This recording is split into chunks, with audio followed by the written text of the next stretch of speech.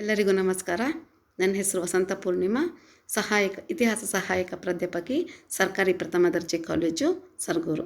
ಇವತ್ತು ನಾವು ಮೈಸೂರು ವಿಶ್ವವಿದ್ಯಾಲಯದ 3ನೇ ಸೆಮಿಸ್ಟರ್ನಲ್ಲಿ ಇರುವಂತಹ ಭಾರತದಲ್ಲಿ ಬ್ರಿಟಿಷ್ ಅಧಿಪತ್ಯ ವಿಸ್ತರಣೆ ಎಂಬ ಪಾಠದಲ್ಲಿ ಬರುವಂತಹ 13 ಹಾಗೂ 14ನೇ ಸೆಷನ್ಗಳ ಬಗ್ಗೆ ವಿವರವಾಗಿ ತಿಳಿತಾ ಹೋಗೋಣ. ಛತ್ರಪತಿ ಶಿವಾಜಿಯಿಂದ ಸ್ಥಾಪನೆಯಾದಂತಹ ಮರಾಠ ಸಾಮ್ರಾಜ್ಯ ಮೊಘಲರ ಅವನತಿಯ ನಂತರದಲ್ಲಿ ಪೇಶ್ವೆಗಳ ನೇತೃತ್ವದಲ್ಲಿ ದಕ್ಕನಿನ ಒಂದು ಪ್ರಬಲ ರಾಜಕೀಯ ಶಕ್ತಿಯಾಗಿ ರೂಪುಗೊಳ್ತಾ ಹೋಗ್ತದೆ. ಆದರೆ 1761ರಲ್ಲಿ ನಡೆದಂತಹ 3ನೇ ಪಾಣಿಪಟ್ ಕದನದಲ್ಲಿ ಸಂಭವಿಸಿದಂತಹ ಅನಿರೀಕ್ಷಿತ ಸೋಲು ಮರಾಠರ ಪ್ರತಿಷ್ಠೆಗೆ ಧಕ್ಕೆ ಉಂಟು ಮಾಡಿದ್ದನ್ನು ನಾವು ನೋಡಬಹುದು. ಈ ಆಘಾತದಿಂದ ಪೇಶ್ವೆ ಬಾಲಾಜಿ ಬಾಜಿರಾಯ ಪ್ರಾಣವನ್ನು ಸಹ ಕಳ್ಕೊಳ್ಬೇಕಾಗಿ ಬರುತ್ತೆ. ಇಷ್ಟಾದರೂ ಸಹ ಮರಾಠರು ಹೊಸ ಪೇಶ್ವೆ ಮಾಧವರಾವನ ಸಮರ್ಥ ನಾಯಕತ್ವದಲ್ಲಿ ಬಹಳ ಬೇಗ ಚೇತರಿಸ್ಕೊಳ್ತಾರೆ. ಆದರೆ ಮಾಧವರಾಯನ ಅಕಾಲಿಕ ಮರಣ ಮತ್ತೊಮ್ಮೆ ಮರಾಠ ರಾಜಕೀಯದಲ್ಲಿ ತಲ್ಲಣ ಸೃಷ್ಟಿಸಿದ್ದನ್ನು ನಾವು ನೋಡಬಹುದಾಗಿದೆ. ಮರಾಠ ಮುಖಂಡರಾದಂತಹ ಇಂದೂರಿನ ಹೋಳ್ಕರ್, ಗ್ವಾಲಿಯರ್ನ ಸಿಂಧ್ಯಾ, ನಾಗಪುರದ ಬೋನ್ಸ್ಲೆ, ಬರೋಡಾದ ಗಾಯಕ್ವಾಡ್ ಇವರುಗಳಲ್ಲಿನ ಅನೈಕ್ಯತೆ, ಸ್ವಾರ್ಥ ಸಾಧನೆ ಸಹ ಮರಾಠ ಸಾಮ್ರಾಜ್ಯದ ಅವನತಿಗೆ ಮತ್ತೊಂದು ಕಾರಣ ಆಗಿದ್ದನ್ನು ನಾವು ನೋಡಬಹುದಾಗಿದೆ. ಇಂತಹ ವಿಷಮ ಪರಿಸ್ಥಿತಿಯಲ್ಲಿ ಮರಾಠ ರಾಜಕೀಯದಲ್ಲಿ ಬ್ರಿಟಿಷರ ಹಸ್ತಕ್ಷೇಪ ಮತ್ತು ಅವರ ವಿಸ್ತರಣಾ ನೀತಿ ಆಂಗ್ಲೋ ಮರಾಠ ಯುದ್ಧಗಳಿಗೆ ಕಾರಣ ಆಗ್ತಾ ಹೋಯಿತು. ಇವಾಗ ಮೊದಲನೇ ಆಂಗ್ಲೋ ಮರಾಠ ಯುದ್ಧ ಹೇಗಾಯಿತು, ಅದಕ್ಕೆ ಕಾರಣಗಳೇನಿತ್ತು ಅನ್ನೋದೆಲ್ಲ ನಾವು ನೋಡ್ತಾ ಹೋಗೋಣ. ಮೊದಲನೇ ಆಂಗ್ಲೋ ಮರಾಠ ಯುದ್ಧ 1775ರಿಂದ 1882ರ ಅವಧಿಯಲ್ಲಿ ನಡೆಯುತ್ತೆ. ಇದಕ್ಕೆ ಏನು ಹಿನ್ನೆಲೆ ಇತ್ತು, ಏನು ಕಾರಣಗಳಿತ್ತು, ಹಿನ್ನೆಲೆ ಏನಿತ್ತು ಅಂತ ನಾವು ನೋಡ್ತಾ ಹೋದರೆ, ನಮ್ಮೆಲ್ಲರಿಗೂ ಗೊತ್ತಿರೋಂಗೆ 1772ರಲ್ಲಿ ಸಮರ್ಥ ನಾಯಕನಾಗಿದ್ದಂತಹ ಪೇಶ್ವೆ ಮಾಧವರಾವ್ ಅಕಾಲಿಕ ಮರಣಕ್ಕೀಡಾಗ್ತಾರೆ. ಇಂತಹ ಸಮಯದಲ್ಲಿ ಅವರ ಕಿರಿಯ ಸಹೋದರನಾದಂತಹ ನಾರಾಯಣರಾವ್ ಹೊಸ ಪೇಶ್ವೆಯಾಗಿ ಅಧಿಕಾರಕ್ಕೆ ಬರ್ತಾರೆ. ಆದರೆ ಇವರು ಸಹ ಅಂತಃಪುರದ ಪಿತೂರಿಗೆ ಒಳಗಾಗಿ ಕೊಲೆಗೀಡಾಗ್ತಾರೆ. ಇವರ ಚಿಕ್ಕಪ್ಪನಾದಂತಹ ರಘುನಾಥರಾವ್ ಅಥವಾ ರಾಘೋಬ ಅನ್ಸ್ಕೊಳ್ಳೋರು ಹೊಸ ಪೇಶ್ವೆ ಆಗ್ತಾರೆ. ಆದರೆ ನೆನಪಿರಲಿ, ಇವರು ಅಧಿಕೃತವಾದಂತಹ ರಾಜನಾಗಿರಲಿಲ್ಲ. ಅಂದರೆ ಆ ಒಂದು ಸಿಂಹಾಸನದ ಅಧಿಕೃತ ಉತ್ತರಾಧಿಕಾರಿ ಇವರು ಆಗಿರಲಿಲ್ಲ. ಇವರ ಸ್ವಾರ್ಥ, ಇವರಲ್ಲಿದ್ದಂತಹ ವಿಶ್ವಾಸದ್ರೋಹ ಮರಾಠರ ಕೋಪಕ್ಕೆ ಕಾರಣ ಆಗಿರುತ್ತೆ. ಆದ್ದರಿಂದ 12 ಮರಾಠ ಮುಖಂಡರ ನೇತೃತ್ವವನ್ನು ವಹಿಸ್ಕೊಂಡಿದ್ದಂತಹ ನಾನಾ ಫಡ್ನವೀಸ್ರವರು ಇವರ ಅಧಿಕಾರವನ್ನು, ಅಂದರೆ ರಾಘೋಬನ ಅಧಿಕಾರವನ್ನು ಅಲ್ಲಗೆಳಿತಾರೆ. ಅದರ ಜೊತೆಗೆ ಇದೇ ವೇಳೆಯಲ್ಲಿ ನಾರಾಯಣರಾವ್ರವರ ವಿಧವೆ ಪತ್ನಿಯಾದಂತಹ ಗಂಗೂಬಾಯಿಯನ್ನವರು ಒಂದು ಗಂಡು ಮಗುವಿಗೆ ಜನ್ಮ ಕೊಡ್ತಾರೆ. ಆ ಮಗುವಿಗೆ ಸವಾಯ್ ಮಾಧವ ನಾರಾಯಣರಾವ್ ಅನ್ನುವಂತಹ ಹೆಸರನ್ನು ಇಡೋದ್ರ ಮೂಲಕ ನಾನಾ ಫಡ್ನವೀಸ್ ಅವರನ್ನು ಹೊಸ ಪೇಶ್ವೆ ಅಂತ ಘೋಷಿಸ್ತಾರೆ. ಅಂದರೆ ಆಗ ತಾನೇ ಹುಟ್ಟಿದ ಕಂದಮ್ಮನನ್ನು ಹೊಸ ಪೇಶ್ವೆ ಅಂತ ಘೋಷಿಸ್ತಾರೆ. ಅದರ ಜೊತೆಗೆ ತಾನು ರಾಜಪ್ರತಿನಿಧಿಯಾಗಿ ಅಧಿಕಾರವನ್ನು ವಹಿಸ್ಕೊಳ್ತಾರೆ. ಹೀಗೆ ಸವಾಯ್ ಮಾಧವರಾವ್ ಮತ್ತು ರಾಜಪ್ರತಿನಿಧಿ ನಾನಾ ಫಡ್ನವೀಸ್ ಇವರ ನೇತೃತ್ವದಲ್ಲಿ 12 ಮರಾಠ ಮುಖಂಡರ ಒಂದು ಟೀಮ್ ಏನು ರೆಡಿ ಆಯಿತೋ ಇದನ್ನು ನಾವು ಪೂನಾ ದರ್ಬಾರ್ ಅಂತ ಕರಿತೀವಿ. ಅಧಿಕಾರವನ್ನು ಕಳ್ಕೊಂಡಂತಹ ರಾಘೋಬ, ಎಲ್ಲರಿಗೂ ಗೊತ್ತಿತ್ತು, ಮರಾಠ ಮುಖಂಡರ ಒಂದು ವಿರೋಧಕ್ಕೆ ಒಳಗಾಗಿದ್ದರು. ಮರಾಠ ಮುಖಂಡರ ಒಂದು ದ್ವೇಷವನ್ನು ಎದುರಿಸ್ತಾ ಇದ್ದಂತಹ ರಾಘೋಬ ಪೂನಾದಿಂದ ತಪ್ಪಿಸ್ಕೊಂಡು ಬಾಂಬೆಗೆ ಓಡೋಗ್ತಾರೆ. ಬಾಂಬೆಯಲ್ಲಿ ಬ್ರಿಟಿಷ್ ಬಾಂಬೆ ಸರ್ಕಾರದ ನೆರವನ್ನು ಅವರು ಪಡಿತಾರೆ ಈ ಪೂನಾ ಸರ್ಕಾರದ ವಿರುದ್ಧ ಸೇಡನ್ನು ತೀರಿಸ್ಕೊಳ್ಳೋದಕ್ಕೋಸ್ಕರ. ಇಂತಹ ಸಮಯಕ್ಕೆ ಕಾಯ್ತಿದ್ದಂತಹ ಬ್ರಿಟಿಷರಿಗೆ ರೊಟ್ಟಿ ಜಾರಿ ತುಪ್ಪದಲ್ಲಿ ಬಿದ್ದಂಗೆ ಆಗುತ್ತೆ. ಆದ್ದರಿಂದ ತಕ್ಷಣವೇ ಅವರು ರಾಘೋಬನ ನೆರವಿಗೆ ಬಂದು ನಿಲ್ತಾರೆ. ರಾಘೋಬನ ಜೊತೆ ಅವರು ಸೂರತ್ ಒಪ್ಪಂದವನ್ನು ಮಾಡಿಕೊಳ್ತಾರೆ. ಸೂರತ್ ಒಪ್ಪಂದ 6 ಮಾರ್ಚ್ 1775ರಲ್ಲಿ ಜರುಗುತ್ತೆ. ಈ ಒಪ್ಪಂದದ ಪ್ರಕಾರ ಬಾಂಬೆ ಗೌರ್ಮೆಂಟ್ ರಾಘೋಬನಿಗೆ ಸೈನಿಕ ನೆರವನ್ನು, ಅಂದರೆ ಪೂನಾ ಸರ್ಕಾರದ ವಿರುದ್ಧ ಅಥವಾ ಪೂನಾ ದರ್ಬಾರ್ ವಿರುದ್ಧ ಯುದ್ಧಕ್ಕೆ ಸೈನಿಕ ನೆರವನ್ನು ಒದಗಿಸಿಕೊಡ್ತೀನಿ ಅಂತ ಪ್ರಾಮಿಸ್ ಮಾಡುತ್ತೆ. ಅದಕ್ಕೆ ಪ್ರತಿಯಾಗಿ ರಾಘೋಬ ಸಾಲ್ಸೆಟ್ ಮತ್ತು ಬೆಸ್ಸಿನ್ ಬಂದರುಗಳನ್ನು ಬ್ರಿಟಿಷರಿಗೆ ಬಿಟ್ಟುಕೊಡೋದಕ್ಕೆ ಒಪ್ಕೊಳ್ತಾನೆ.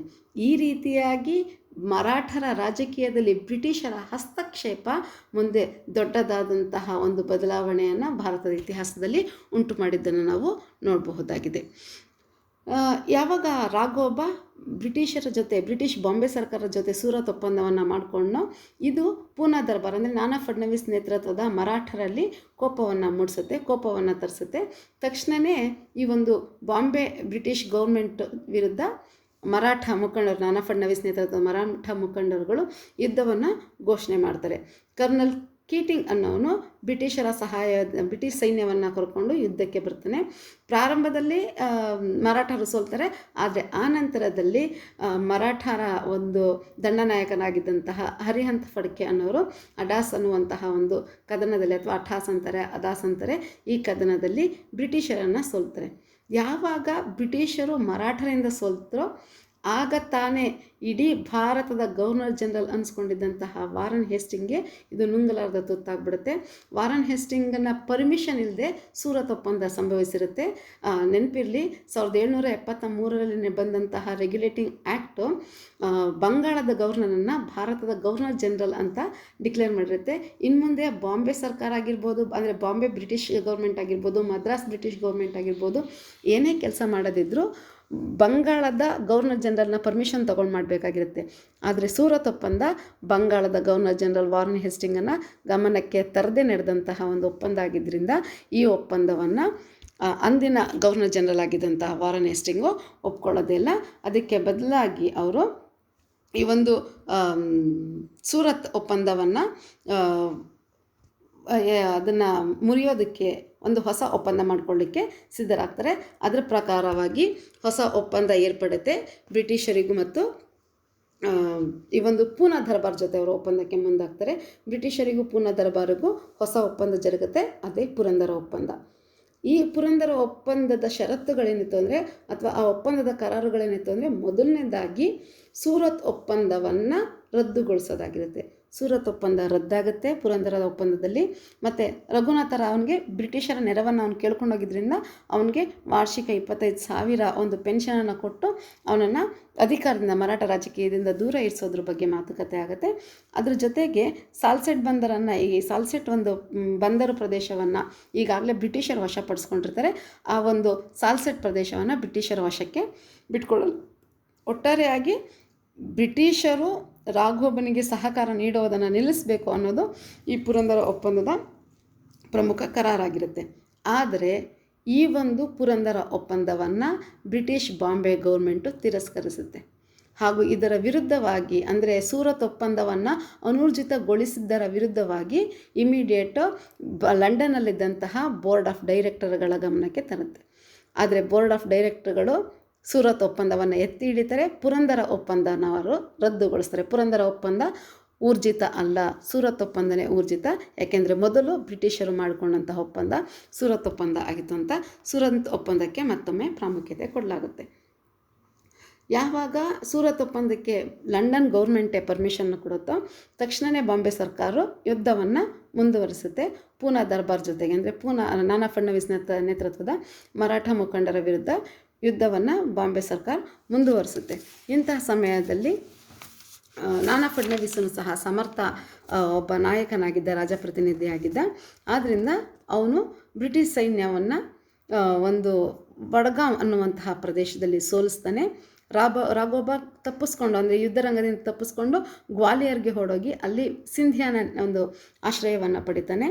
ಸೋತಂತಹ ಬಾಂಬೆ ಸರ್ಕಾರ ಈ ಬಾರಿ ನಾನಾ ಫಡ್ನವೀಸನ ಜೊತೆ, ಅಥವಾ ಪೇಶ್ವೆ ಸವಾಯ್ ಮಾಧವರಾವ್ ಇದ್ದಲ್ಲ ಬಾಲಕ, ಅವರ ಜೊತೆ ವಡಗಾಂವ್ ಒಪ್ಪಂದಕ್ಕೆ ಮುಂದಾಗಿದ್ದನ್ನು ನಾವು ನೋಡ್ಬೋದಾಗಿದೆ. ಈ ಒಂದು ವಡಗಾಂವ್ ಒಪ್ಪಂದದ ಷರತ್ತುಗಳೇನಿತ್ತು ಅಂತ ನಾವು ನೋಡ್ತಾ ಹೋಗೋದಾದರೆ, ಈ ಒಂದು ವಡಗಾಂವ್ ಒಪ್ಪಂದದ ಷರತ್ತುಗಳು, ಮೊದಲನೇದಾಗಿ ಬ್ರಿಟಿಷರು ರಾಘೋಬನನ್ನು ಮರಾಠರಿಗೆ ಒಪ್ಪಿಸ್ಬೇಕಂತ, ಮತ್ತು 1773ಕ್ಕಿಂತ ಮುಂಚೆ ಮರಾಠರಿಂದ ಯಾವ್ಯಾವೆಲ್ಲ ಪ್ರದೇಶಗಳನ್ನು ಬಾಂಬೆ ಅಥವಾ ಬ್ರಿಟಿಷರು ಗೆದ್ಕೊಂಡಿದ್ರು ಅದೆಲ್ಲವನ್ನು ವಾಪಸ್ ಮರಾಠರಿಗೆ ಹಿಂತಿರುಗಿಸ್ಬೇಕು ಅಂತ. ನಿಮ್ಗೆ ಗೊತ್ತಿರಲಿ, ಈ ಒಂದು ಯುದ್ಧದಲ್ಲಿ, ಅಂದರೆ ವಡಗಾಂವ್ ಪ್ರದೇಶದಲ್ಲಿ ಬ್ರಿಟಿಷರನ್ನು ನಾನಾ ಫಡ್ನವೀಸ್ ಸೋಲಿಸಿದ್ರಿಂದ ಸ್ವಲ್ಪ ಮರಾಠರು ಮೇಲುಗೈ ಸಾಧಿಸಂಗಾಗುತ್ತೆ. ಆದ ಕಾರಣ ಈ ಸರಿ ಮರಾಠರ ಕೆಲವೊಂದು ಕಂಡೀಷನು ಚೆನ್ನಾಗಿರುತ್ತೆ. ಅಂದರೆ ಬ್ರಿಟಿಷರ ಒಂದು ಘನತೆ ಗೌರವಕ್ಕೆ ಕುತ್ತು ತರುವಂಥದ್ದೇ ಇರುತ್ತೆ, ಬ್ರಿಟಿಷರಿಗೆ ಅವಮಾನಗೊಳಿಸುವಂತಹ ರೀತಿಯಲ್ಲೇ ಇರುತ್ತೆ. ಬಾಂಬೆ ಗೌರ್ಮೆಂಟು ತಾನೇನು ಇದುವರೆಗೂ ಗೆದ್ದಿತ್ತು ಆ ಪ್ರದೇಶಗಳನ್ನೆಲ್ಲ ವಾಪಸ್ ಬ್ರಿಟಿಷರಿಗೆ ಬಿಟ್ಟುಕೊಡ್ಬೇಕು, ರಘುನಾಥ ರಾವ್ನನ್ನು ಬ್ರಿಟಿಷರು ಮರಾಠರಿಗೆ ಒಪ್ಪಿಸಬೇಕು ಅಂತೆಲ್ಲ ಬ್ರಿಟಿಷರ ಮೇಲೆ ಷರತ್ತುಗಳನ್ನು ಏರಲಾಗುತ್ತೆ. ಆದರೆ ಯಾವಾಗ ಬ್ರಿಟಿಷರು ಮರಾಠರಿಂದ ಸೋತರು ಮತ್ತು ಮರಾಠರ ಕೆಲವೊಂದು ಷರತ್ತುಗಳಿಗೆ ಬಲವಂತವಾಗಿ ಒಳಗಾಗ್ತಾ ಇದ್ದಾರೆ ಈ ಒಳಗಾಂವ್ ಒಪ್ಪಂದದಲ್ಲಿ ಅಂತ ಬಂಗಾಳದ ಗವರ್ನರ್ ಜನರಲ್ ಅಥವಾ ಭಾರತದ ಗವರ್ನರ್ ಜನರಲ್ ಆಗಿದ್ದ ವಾರನ್ ಹೇಸ್ಟಿಂಗ್ಗೆ ತಿಳಿಯುತ್ತೋ ತಕ್ಷಣವೇ ವಾರನ್ ಹೇಸ್ಟಿಂಗು ಈ ಒಂದು ಒಣಗಾಂವ್ ಒಪ್ಪಂದ ಬ್ರಿಟಿಷರಿಗೆ ಮಾಡಿದ ಅವಮಾನ ಅಂತ ಭಾವಿಸಿ ಇಮಿಡಿಯೇಟ್ ಪೂನಾ ದರ್ಬಾರ್ ವಿರುದ್ಧ ಯುದ್ಧಕ್ಕೋಸ್ಕರ ಗೊಡಾರ್ಡ್ ಮತ್ತು ಪೋಪ್ಹ್ಯಾಮ್ ಅನ್ನುವಂತಹ ದಂಡನಾಯಕರನ್ನು ಕರ್ನಲ್ಗಳನ್ನು ಕಳಿಸಿದ್ದನ್ನು ನೋಡಬಹುದಾಗಿದೆ. ಇನ್ನೊಂದು ಕಡೆ ಮರಾಠರು ಏನು ಕಡಿಮೆ ಇರಲಿಲ್ಲ, ಅವರು ಸಹ ಬ್ರಿಟಿಷರ ಜೊತೆ ಯುದ್ಧ ಮಾಡೋಕ್ಕೆ ಸಕಲ ಸಿದ್ಧತೆಯನ್ನು ಮಾಡ್ಕೊಳ್ತಾರೆ. ಹೈದರಾಬಾದ್ ನಿಜಾಮ ಮತ್ತು ಮೈಸೂರಿನ ಹೈದರಾಲಿಯ ಜೊತೆ ಎಲ್ಲ ಒಪ್ಪಂದವನ್ನು ನಾನಾ ಫಡ್ನವೀಸ್ ನೇತೃತ್ವದ ಪೂನಾ ದರ್ಬಾರು ಮಾಡಿಕೊಳ್ಳುತ್ತೆ. ಆದರೆ ನಮ್ಮ ರಾಜರುಗಳಲ್ಲಿ ಒಗ್ಗಟ್ಟಿರಲಿಲ್ಲ. ದಕ್ಷಿಣದ ರಾಜರುಗಳಲ್ಲಿ ಒಪ್ಪಂದ ಏನೋ ಮಾಡ್ಕೊಂಡಿದ್ರು, ಆದರೆ ಯಾರಲ್ಲೂ ಒಂಥರ ತಾನಾಗೆ ಮುನ್ನುಗ್ಗಿ ಯುದ್ಧ ಮಾಡಬೇಕು ಅನ್ನೋ ಭಾವನೆ ಇರಲಿಲ್ಲ. ಮತ್ತು ಬ್ರಿಟಿಷರಿಗೆ ಭಾರತೀಯರ ಬುದ್ಧಿ ಗೊತ್ತಿತ್ತು ಅನಿಸುತ್ತೆ. ಅವರು ಮತ್ತೊಮ್ಮೆ ಹೈದರಾಬಾದ್ ನಿಜಾಮನಿಗೆ ಹಣದ ಆಮಿಷವನ್ನು ತೋರಿಸಿ ಅವನನ್ನು ತಮ್ಮ ಕಡೆಗೆ ಸೆಳ್ಕೊಳ್ಳೋದ್ರ ಮೂಲಕ ಈ ನಾನಾ ಫಡ್ನವೀಸು, ಹೈದರಾಲಿ ಮತ್ತು ಹೈದರಾಬಾದ್ ನಿಜಾಮ ಎಲ್ಲ ಮಾಡಿಕೊಂಡಿದ್ದಂತಹ ಒಂದು ಟೀಮನ್ನು ಬ್ರೇಕ್ ಮಾಡಿದ್ದನ್ನು, ಅಲ್ಲೇ ಒಡೆದಿದ್ದನ್ನು ನಾವು ನೋಡಬಹುದಾಗಿದೆ. ಇದಾದ ನಂತರ ಗೊಡಾರ್ಡು ಬ್ರಿಟಿಷ್ ಸೈನ್ಯದೊಂದಿಗೆ ಮುನ್ನುಗ್ಗಿ ಬರ್ತಾನೆ. ಅಹಮದಾಬಾದ್ ಮತ್ತು ಬಸ್ಸಿನ್ಗಳನ್ನು ವಶಪಡಿಸ್ಕೊಳ್ತಾನೆ. ಪೂನಾದ ಕಡೆ ಧಾವಿಸಿ ಬರ್ತಾನೆ. ಆದರೆ ನಾನಾ ಫಡ್ನವೀಸ್ ಕೈಯಿಂದ ಸೋತು ಹಿಮ್ಮೆಡ್ತಾನೆ.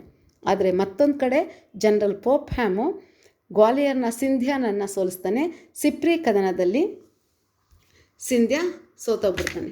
ಸಿಪ್ರಿ ಕದನದಲ್ಲಿ ಸಿಂಧ್ಯಾ ಸೋತೋಗ್ತಾನೆ. ಸೋತಂತಹ ಸಿಂಧ್ಯಾ ಸುಲಭವಾಗಿ ಅಷ್ಟೊಂದು ಈಸಿಯಾಗಿ ಸೋಲನ್ನು ಒಪ್ಕೊಳ್ಳೋದಿಲ್ಲ.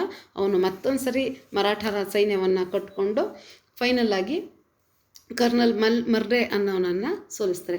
ಒಂದು ಕಡೆ ಒಂದು ಸರಿ ಬ್ರಿಟಿಷರ ಕೈ ಮೇಲಾಗೋದು, ಒಂದು ಸರಿ ಮರಾಠರ ಕೈ ಮೇಲಾಗೋದು, ಹೀಗೆ ಯುದ್ಧ ನಡೀತಾ ಇದ್ದಂಥ ಸಮಯದಲ್ಲಿ ಇಬ್ಬರಿಗೂ, ಅಂದರೆ ಬ್ರಿಟಿಷರಿಗೂ ಮರಾಠರಿಗೂ ಇಬ್ಬರಿಗೂ ಸ್ವಲ್ಪ ಯುದ್ಧಕ್ಕೆ ಬ್ರೇಕ್ ಹಾಕಬೇಕು ಅಂತ ಅನಿಸುತ್ತೆ. ತಕ್ಷಣವೇ ಇಬ್ಬರೂ ಒಪ್ಪಂದಕ್ಕೆ ಮುಂದಾಗ್ತಾರೆ. ಅದರ ಪ್ರಕಾರ ಜಾರಿಗೆ ಬಂದಂತಹ ಒಪ್ಪಂದವೇ ಸಾಲ್ಬಾಯ್ ಒಪ್ಪಂದ. ಈ ಸಾಲ್ಬಾಯ್ ಒಪ್ಪಂದದಲ್ಲಿ ವಾರನ್ ಹೇಸ್ಟಿಂಗು ಮಹದಾಜಿ ಸಿಂಧ್ಯಾ ಇದ್ನಲ್ಲ, ಗ್ವಾಲಿಯರ್ನ ಸಿಂಧ್ಯಾ, ಆ ಮಹದಾಜಿ ಸಿಂಧ್ಯಾನ ಅಂದರೆ ಅವನ ಮೂಲಕ ಪೇಶ್ವೆ ಜೊತೆ ಒಪ್ಪಂದಕ್ಕೆ ಮುಂದಾಗಿದ್ದನ್ನು ನಾವು ನೋಡ್ಬೋದಾಗಿದೆ. ಸಾಲ್ಬಾಯ್ ಒಪ್ಪಂದ 17 ಮೇ 1782 ಸಂಭವಿಸುತ್ತೆ.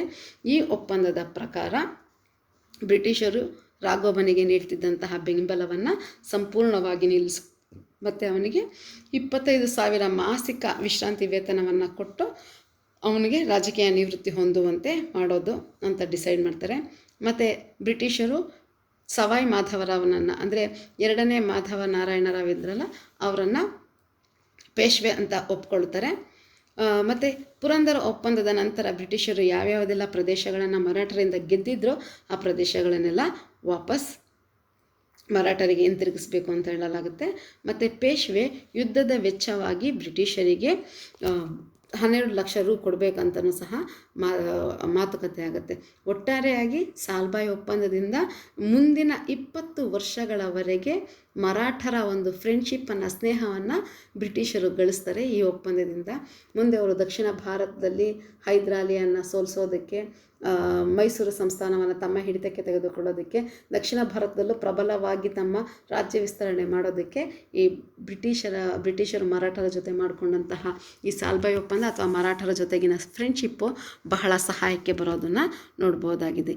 ಇದಿಷ್ಟು ನೀವು 1ನೇ ಆಂಗ್ಲೋ ಮರಾಠ ಯುದ್ಧದಲ್ಲಿ ನೋಡುವಂತಹ ಘಟನೆಗಳು ಏನೇನಾಯಿತು ಅಂತ. ನೆಕ್ಸ್ಟ್ ಕ್ಲಾಸಲ್ಲಿ 2ನೇ ಆಂಗ್ಲೋ ಮರಾಠ ಯುದ್ಧದ ಬಗ್ಗೆ ತಿಳ್ಕೊಳ್ಳೋಣ. ಧನ್ಯವಾದ.